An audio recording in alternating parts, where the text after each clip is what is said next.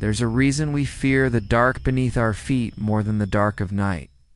The earth doesn't just swallow you. It presses in, inch by inch, erasing all sense of up, all hope of escape. Tonight, we're going underground, into the narrow limestone passages of Kentucky, the abandoned silver mines of Colorado, and the endless concrete tunnels beneath. Detroit to excavate 3 true accounts of people who crawled into the deep places and came out changed, if they came out at all. You'll hear about a breathing Crawlway that knew a man's name, a mine shaft that sang with the voice of a long-dead mother, and a storm drain that led not to a river, but to an impossible, lightless chamber that was never constructed by human hands. These are not jump scares. These are slow, suffocating descents into the absolute darkness, where the only thing more terrifying than what you might find is the realization that you are not alone in the stone. Turn off the lights, wrap yourself in a blanket, and feel the weight of the world above you as we begin. My name is Brysen Taggart. I'm a cartographic surveyor from Bowling Green, Kentucky. And in March of 2026, I volunteered to map an unmapped section of the Drowned Bone Cave system, a limestone maze that runs beneath the Pennyroyal Plateau. And I have to tell you right now that I've never been claustrophobic in my life. Not once, not even when I was a kid stuck in a locker.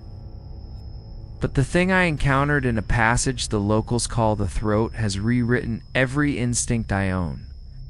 The entrance was a sinkhole half hidden by dead blackberry brambles, and I descended with 2 other cavers, Jessa and Reuben, through a series of belly crawls and stoop walks until we reached a virgin gallery, where the walls were pearly with flowstone and the air smelled of wet clay and ancient calcium. A clean mineral scent that should have been peaceful. We split up to take measurements, standard protocol. And I wedged myself into a side fissure no wider than my shoulders, inching forward on my stomach with my helmet scraping the ceiling, breathing in that tight, controlled rhythm you learn to master so the stone doesn't feel like a coffin.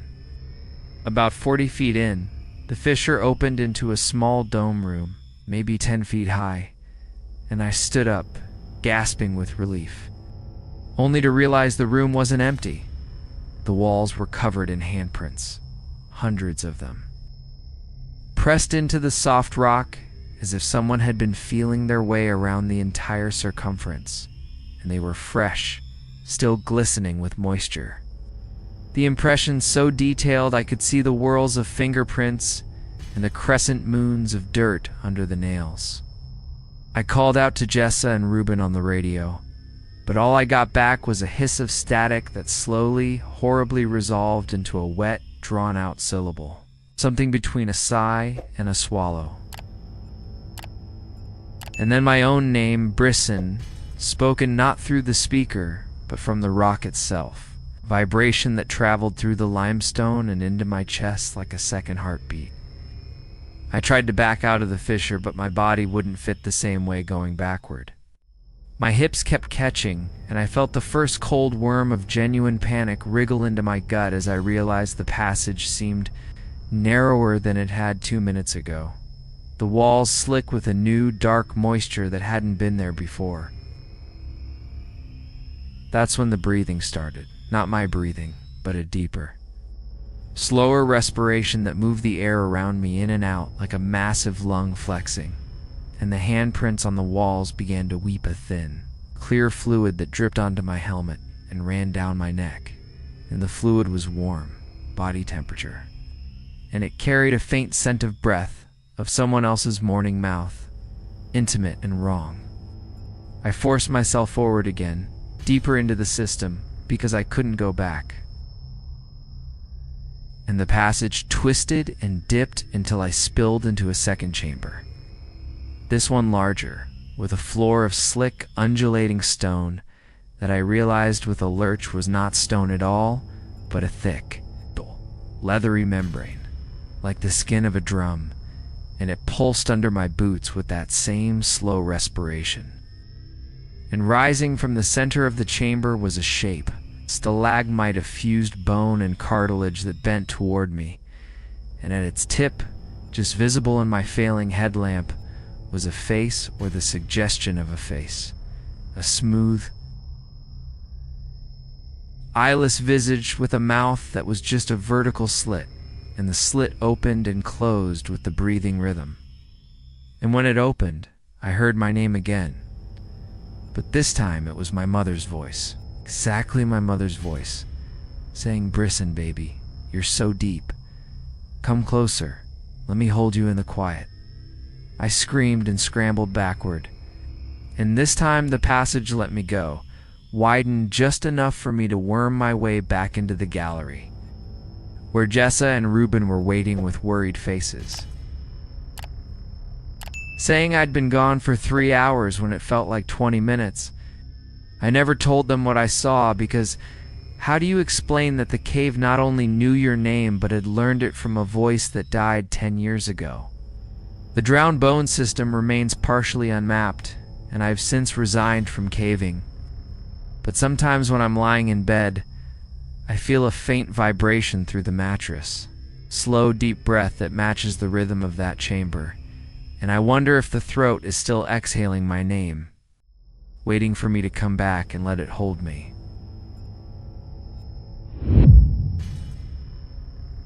I'm Sable Kittredge. I worked as a geological consultant for the Colorado Division of Reclamation until October of 2026. And I was sent to the old Argenta Queen silver mine outside Silverton. Sealed since a collapse in 1941 killed 17 men. To assess whether the tailings pile was leaching heavy metals into the Upper Animas watershed, a routine site visit I'd done 100 times before. The mine entrance was a timber-framed adit half collapsed, the beams furred with orange fungus, and the air that drifted out of the darkness was cold and carried a metallic temps like licking a penny. I suited up in coveralls, respirator, and a hard hat with a light, and stepped over the warning sign that said "Danger, unsafe mine, stay out," because that was the job. And I had a gas monitor clipped to my belt that would beep if the oxygen dipped or the CO2 spiked. So I felt, if not safe, at least professionally insulated. The main drift ran straight for about 400 feet, timbered and shored, but sagging in the middle, and my light picked out rusted rail tracks, a collapsed ore cart, and on the walls, strange looping graffiti that wasn't spray paint but something older, scratched into the rock with a tool and overgrown with a black, velvety mold that seemed to absorb my light. I took samples of the mine water pooling in a crosscut, and as I knelt, I became aware of a sound that wasn't water dripping, a low, sustained keening, like a woman singing a lullaby from very far away, but the tune was wrong. The notes sliding into each other in ways that made my fillings ache. It was coming from deeper in the mine, from a stope I could see as a vertical shaft plunging into absolute blackness. I should have turned back, but I told myself it was wind flowing through a cracked bulkhead, and I approached the shaft, shining my light down. And the beam caught something white and moving about 60 feet below. A figure slim and draped in what looked like a long, wet dress of pale calcite, her back to me, her arms raised as if cradling an invisible child, and her head was tilted at an angle that no living neck could sustain. The keening was coming from her. I froze, my gas monitor suddenly flatlining, not beeping, but going completely silent as if the sensor had died. And the air temperature plummeted so fast I could see my breath misting in the beam of my light, and the figure began to turn. Not spinning, but rotating slowly, deliberately. And when her face came into view, it wasn't a face, it was a smooth, concave hollow. An absence where features should be, And out of that hollow poured a voice that I recognized with every cell in my body, because it was my own mother's voice, dead since I was 16, saying, "Sable, sweetheart, I've been down here so long, the men wouldn't let me out. Come down and sit with me. The silver is so warm." I ran. I turned and sprinted up the drift, my boots slipping on wet rails. And behind me, the keening rose into a shriek of overlapping voices. 17 distinct male screams layered with my mother's lullaby. The walls of the mine began to weep, a thick silver-gray fluid that pooled around my ankles and tried to hold me like hands. The adit was visible ahead, a rectangle of gray daylight, and I threw myself through it, landing in the mud outside. Gasping for air, and when I looked back, the mine entrance was dark and silent, the warning sign swinging gently. And painted on it, in the same silver-gray fluid, were the words "Stay out," repeated 17 times. One for every dead miner, and at the bottom, in smaller letters, "We love you, Sable." I quit my job that day. I've since moved to a city where the ground is concrete, and there are no holes deeper than a basement. But I still hear the keening when I'm half asleep, and I know that somewhere beneath Silverton, my mother's voice is still being used by something that doesn't understand what it's stolen, only that it needs more. Merrick Holloway here. I was an urban explorer and YouTuber out of Detroit, Michigan, running a small channel called Holloway's Hollows, where I document abandoned factories, storm drains, and forgotten infrastructure. And in late September of 2026, I got a tip from a follower about an overflow tunnel beneath the old Taggart plant that supposedly led to a pre-prohibition smuggling chamber. A piece of Detroit history I couldn't resist filming.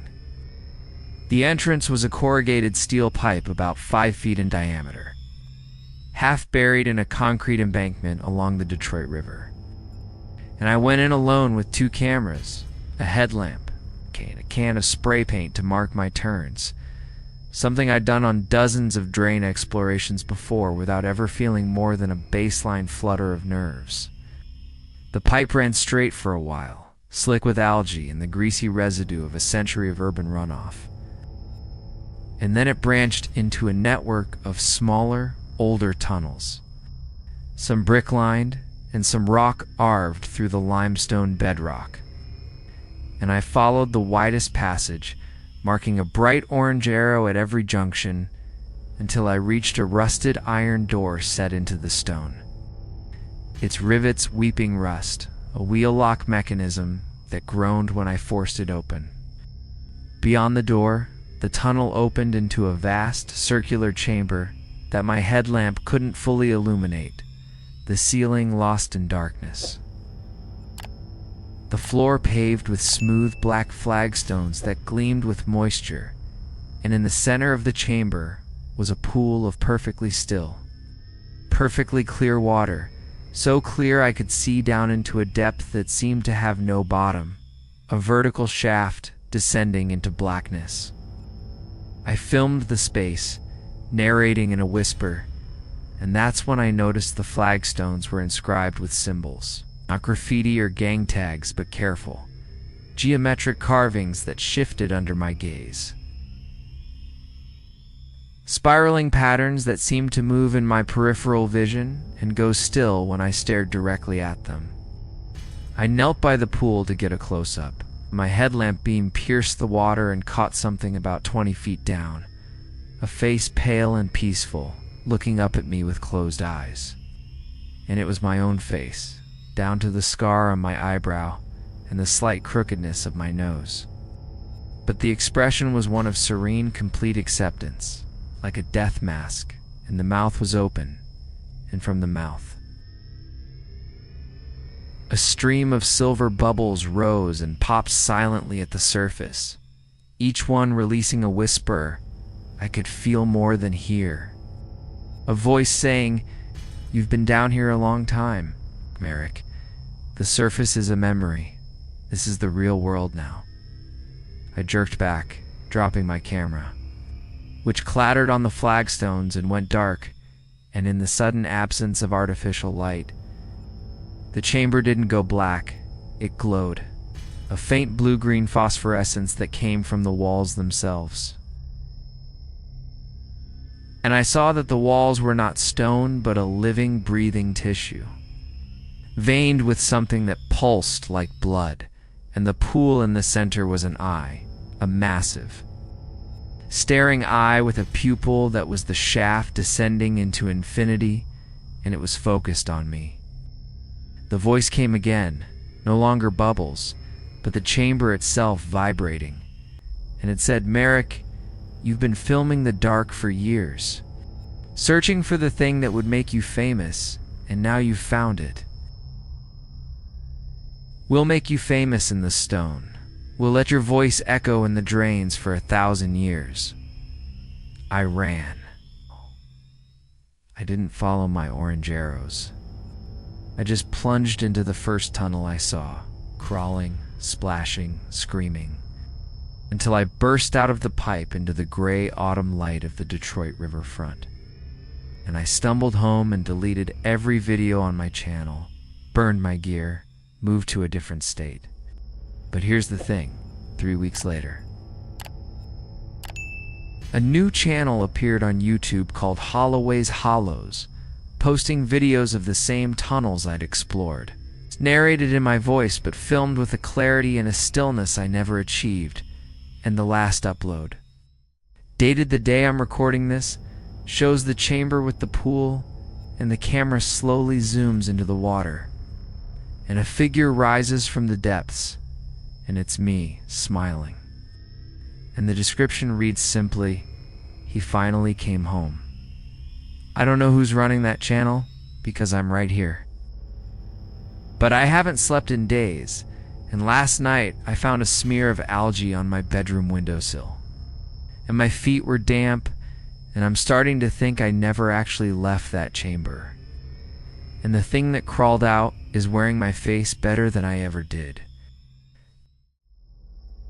These 3 stories are the reason I will never again step into a cave, a mine, or a drain without a profound and trembling respect for what the underground might hold. The darkness beneath our feet is not empty. It is old, patient, and deeply, terribly aware. Brysen, Sable, and Merrick each believed they were entering a place of stone and silence, only to discover that something else had already claimed the territory. If you've ever explored an abandoned tunnel or felt the pull of a dark hole in the earth, I hope these accounts have given you pause. Please share your own underground experiences in the comments. Your story might be the next one we tell. And if you found this content meaningful, hit that like button and subscribe to True Terraphiles Official. Your support fuels our late-night research and keeps us digging into the hidden corners of American fear. Until next Sunday, stay above ground, keep your lights bright, and never descend into a place you can't back out of.